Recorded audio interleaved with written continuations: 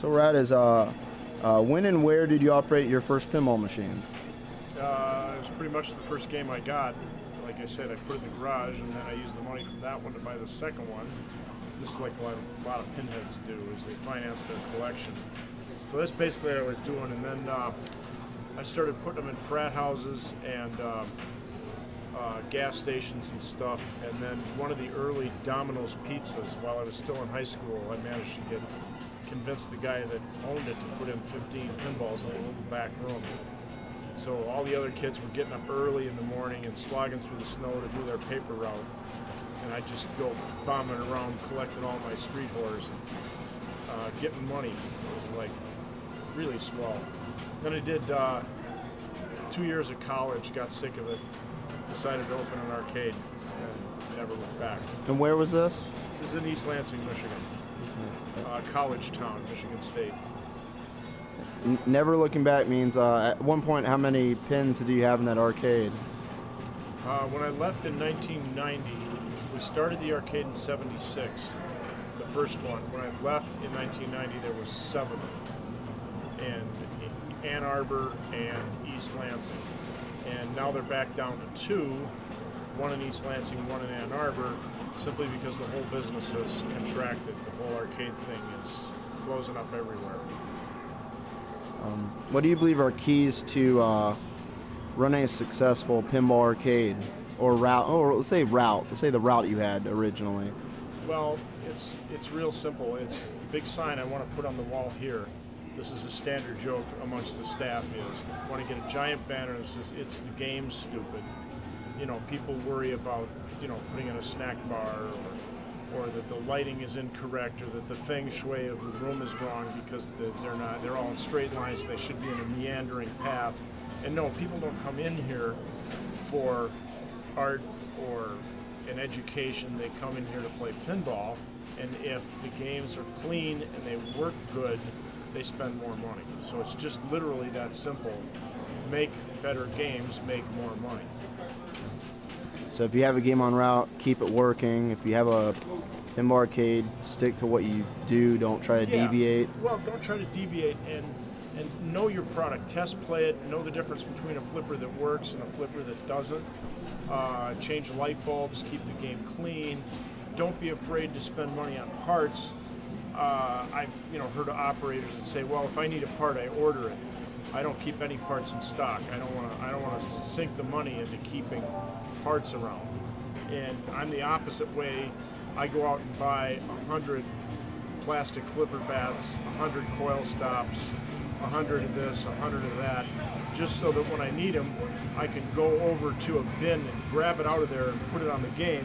And also, when you're looking at a big bin full of 100, it kind of devalues the part in your mind. It's not like, well, I can't afford to spend that last flipper coil because then I won't have it anymore, so I'm not going to put it in. But if you got a whole box full of them, then you say, okay, that old one's going and this new one's going here. So, it's a psychology thing. And what inspired you to move to Vegas? I got out of the Pinball Pete's thing in East Lansing in 1990. I got sick of the violent video games. I got sick of the scumbag customers, the drunken college students, little hip-hop wannabes. I couldn't stand my customers, and I couldn't stand my product. So I started figuring out what it would take to compile a huge collection of pinballs. My original goal was one of every Gottlieb game. And there's 384 different Gottlieb games, and I was already 46% of the way there when I started. So this is before the internet. I just spent a lot of money on long-distance phone calls and drove all over the place and rounded up all kinds of pinball machines. And then I decided if I was going to open a pinball museum, I had to do it in a tourist town because I knew I wouldn't be able to survive on the locals. So it was New York, Los Angeles, Orlando, or Las Vegas. If I was starting now, I'd add Branson, Missouri. I didn't like New York. It was too expensive to get any kind of real estate because you have a certain 26 square feet per game, and that gets expensive in New York. Los Angeles was not affordable and pretty weird. This is 1990, before everything crashed. Orlando was good, but I didn't like the humidity. It doesn't do the games any good to be humid. And I came out to Vegas, and in 1990 it still had some small town charm to it, and real estate was incredibly inexpensive. And there's no state income tax, so the state of Nevada bought half my house by not paying income tax. And it was the kind of town that was conducive to amusements. Back in East Lansing, the city fathers hated pinball, they hated arcades, they hated everything that wasn't their narrow definition of what a university town should be. They did nothing but constantly harass us and tax us to death. And then I moved out to Las Vegas, and it was like, oh, you want to open a pinball arcade? You know, politicians said, sure, we'll help you in any way we can. You know, we like this idea. And, you know, I live in an older section of town, and there's, you know, people that have trapeze nets up in their backyard because they have to practice for their circus acts. And, you know, I was riding the bus one time next to a contortionist who was limbering up, you know, putting parts around like this, and I said, you know, this is a pretty cool happening place, you know, it's not Kansas anymore, Toto, so here I am with all the freaks and weirdos. And the carnies. Yeah, it's a carny mentality. I don't miss the taxes in Michigan. I don't miss the weather. I miss some of my friends, so, you know, I just decided to move out here, loaded all the games on trucks, drove them out here.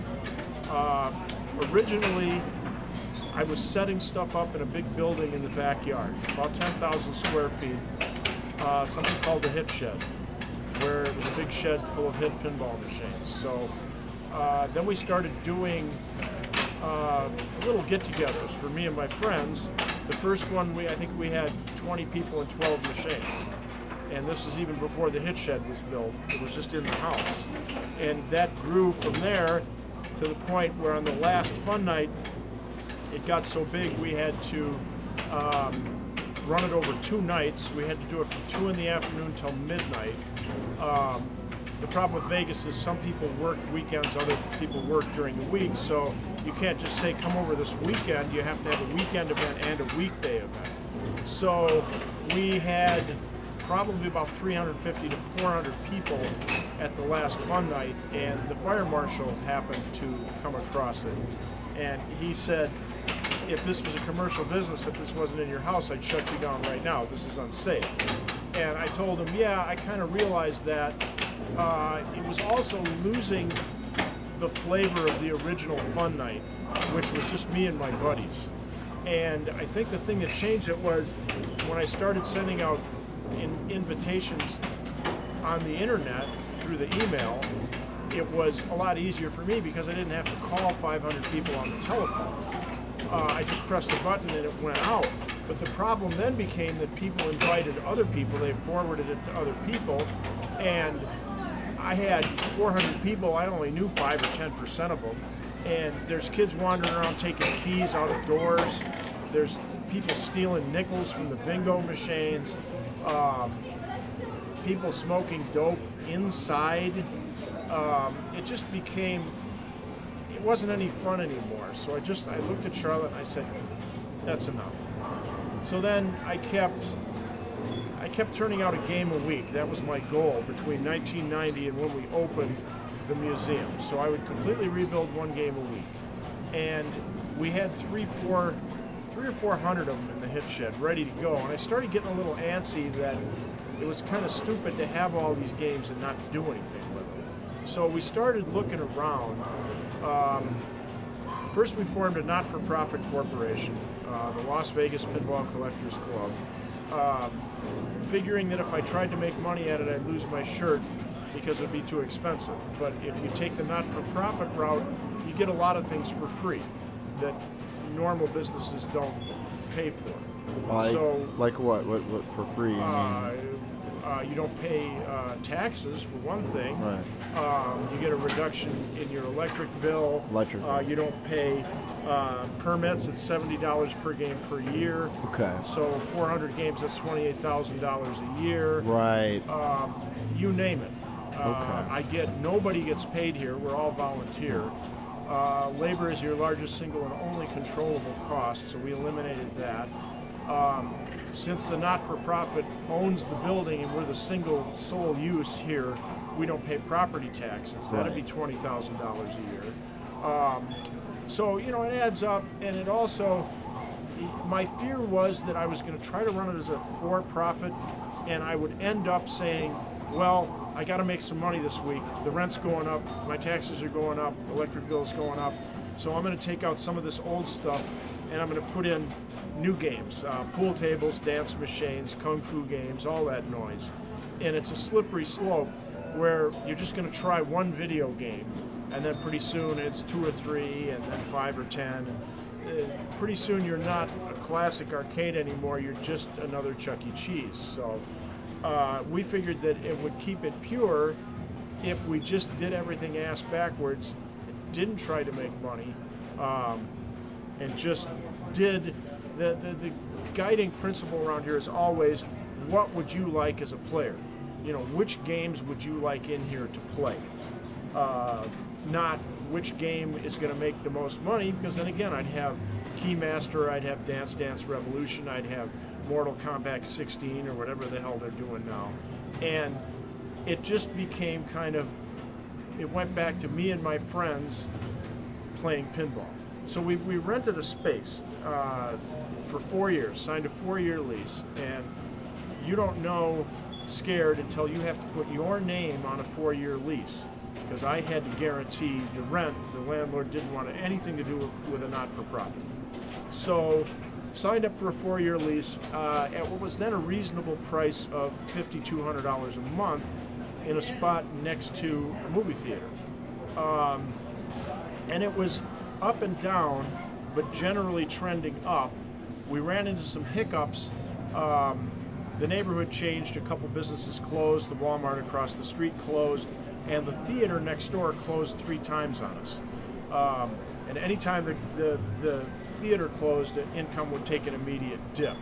So I got kind of sick of the landlord, who was a jerk. I got kind of sick of the situation with the last bunch of people that owned the theater. They were crackheads. They kept breaking into our space and stealing things, air conditioning parts. It was a constant crackhead circus. And I started looking at the $5,200 a month. We were pissing down a rat hole. And I said, you know, the landlord won't fix anything. There's giant chuck holes in the parking lot. I'm being stupid here. So we started a building fund, and we just kept socking money into the building fund. And then, just as the real estate thing started turning down, I said, well, maybe this is just going to be a temporary thing. Maybe now's the time to look at buying a building. We had a certain target price per square foot. We had a total budget that we wanted to spend. We were looking to get out for between $1 million and $2 million, basically. We looked at a building on Maryland Parkway. He wanted $2.2 million for it. I could have stretched a little bit and bought that one. It was an immense building. It was a city block long. It was 58,000 square feet, furniture store and warehouse. The back part of it was 3 stories tall, clear span. We could have put in an indoor roller coaster, anything. But that deal fell through, and we came across this space that we're in now. We used to be at 3330 East Tropicana. Now we're at 1610. The strip is 0, so we moved half again as close to the strip. It's almost to the inch twice as big as the space we were in next to the theater. Paid $1.2 million for it. Had to put in $300,000 to bring the building up to code. Replace the air conditioning, repave the parking lot, put in a sprinkler system. So we were basically in at $1.5 million. Since then, we've also just bought the lot next door. That cost us $311,000. So we're in for about $1.8 million, but we've got 3 acres of space here and a 9,000 square foot building. We've got all the parking we'll ever need. We got a big sign. We got a new modern building that meets all current codes, so they can't come in and say you gotta, change the toilet. Your driveway's 2 feet too narrow. Basically, we front-loaded all the expenses that we could, saying we don't want to fix the old air conditioning. We're just going to replace it. We redid the floors, the walls, the electric. You name it, it's new in here. So it's preventative maintenance and all in one. Same theory we took with the games. We want it to be foolproof and reliable, so that's what we did. So we've been here 4 years now. We've given away $700,000 to $800,000 to local charities. Plus, we're now just in the next few weeks we'll be completely out of debt. So we've also got, like I say, $2 to $2.5 million in stranded capital, representing the land, the building, the improvements, and the new stern machines in front that the club actually owns. Change machines, things like that. So that's basically what we've accomplished in the 4 years down the street, the 3 years here, so 7 years. So and that's where we're at. And machines at the Riviera? Right, we got a little satellite operation at the Riviera. We also still run the games at the theater down the street. We still sell video discs, although that's how to repair your pinball machine. How do they get that? They email you, or? It's at the website, pinballmuseum.org. Okay. But there have been no new numbers for like 10 years now. So that project is slowly fading. And I could see eventually everything else fading away and leaving us with just this. The theater is going to self-destruct at some point. Movie theaters are doomed. The Riviera, our contract is up in 3 years. I would take a serious look at whether it's still feasible to do that, and just concentrate. Now that the weight of the debt is off of us and everything's paid up and we're sailing kind of nice, it'd be nice to concentrate on this. That and business has more than doubled since we moved down here 3 years ago. So we're, in theory, starting to bump up against capacity constraints, particularly on Saturday afternoons. It's very busy in here, and at some point, people don't like it if the 5 machines they want to play are all being played. Right. So at some point, I should be worried more about the fact that this place is doing well and worry less about other things other than this. And that's coming to pass, though. I don't know what's going to happen. The economy could take a dip tomorrow. Business could fall by half. Anything could happen. I could get hit by a bus and the whole thing would stop. I've given up trying to plan. I'm now into this theory about amusement anarchy, where you can't plan fun. Fun finds its own level, and all you can do is just react to what your customers say is fun. Because I came across this theory when I went to see some horrible Batman movie, and I walked out of there thinking, Time Warner sold me this turd, this $8 steaming load of shit, and they advertised it, they told me it was the greatest thing, and then I go in there and it's as bad as some 1950s Walt Disney movie. It's corny, it's overacted, it's just sensationalism. They're trying to program what people think is fun, and I just don't see that's going to work long term, because you can't, it's like pushing a string. You can't do it. You can't tell people this is the greatest movie, you have to go see it, and they have a test market and a perfect ad that gives you the exact 8 seconds you need to decide to buy a ticket, and then you go see it and you're disappointed. You're going to do that once or twice, and then you're going to say, to hell with it, I'll rent it from the Redbox machine when it comes out for $1. I'm not going to get fooled again. So I don't want to be in that boat. So I've kind of given up planning. I strip everything I can out of this equation. I'm trying to move more and more towards this, to strip it down to doing one or two things, doing them real well, and ignoring everything else. We don't have pizza, we don't have beer and wine, we don't have slot machines, we don't have live music. Every day some kid comes in here and says, "Oh wow man, you should have bands in here." And I go, no, if you want to go see bands, go to a bar. If you want to drink, go to a bar. If you want to gamble, go to a casino. You know, that's what they do. This is what we do. If you don't like it, don't buy it. And I don't know. I want to do two things. A place that's open to the public to play pinball 7 days a week. You don't have to worry about showing up at the door and we're not here. It's got to be reliable, it's got to be dependable, it's got to be open regular hours. Right. And two, donating money to local social service charities. If it doesn't meet those two goals, I kind of ignore it. This place isn't fancy. I mean, the walls are just plain white. Everybody says, oh, you should have art exhibits in here. And you should have the history of pinball. You should have 3D dioramas. And I'm going, no, I don't want to do that. I just want to have flippers that flip, bumpers that bump, and a lot of money that we're going to give to help problems here, there, and everywhere. So that's kind of what we're stripping it down to. And originally, before this was, born and created, you were working on it, and you're doing the videos that you were selling to fund it. You did many different things to fund it. Now you're past that stage. Now you're maintaining what you have and keeping it nice. I'm much too Hollywood now to bother with the little shit. Yeah. I've moved uptown. So no, it's evolving, it's changing, and no, I don't have as much time as I used to do things like make video discs or write an article for the Pin Game Journal. I'm kind of down to being a full-time pin monkey.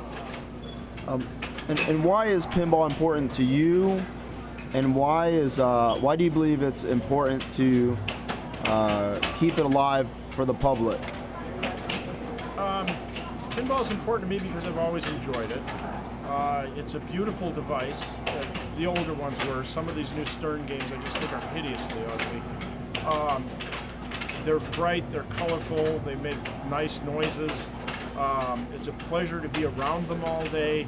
I like them, apparently the public likes them, and unlike other forms of entertainment, you can't digitize it and put it down Time Warner's pipes and have it delivered to a box in your house. The only way you can play pinball is to leave your house, get up off your ass, off your couch, go to a public place like a bar or a restaurant or an arcade and do something in a place where there's other people, not just you and your Xbox.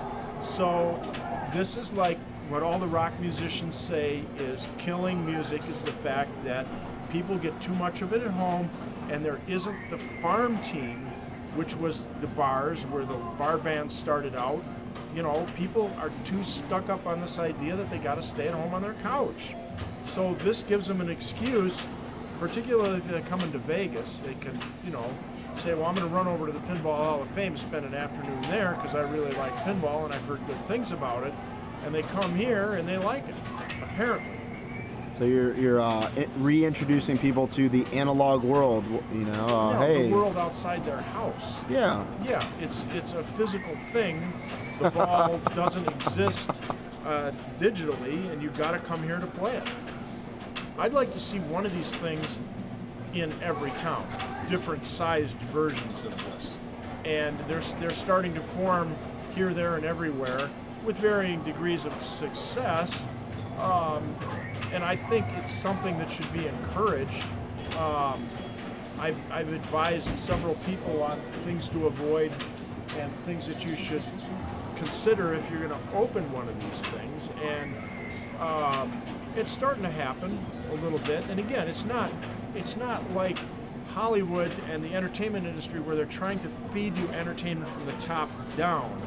The pinball thing seems to be happening from the ground up, where people are organically and without the help of any large corporations, just discovering it themselves and putting it together themselves and rearranging it themselves, and they feel they're part of it. Problem? Yeah, I got a problem with the game if you got a chance. Which machine? Spy Hunter. What's the problem? It's stuck where it keeps going, but you can't do anything with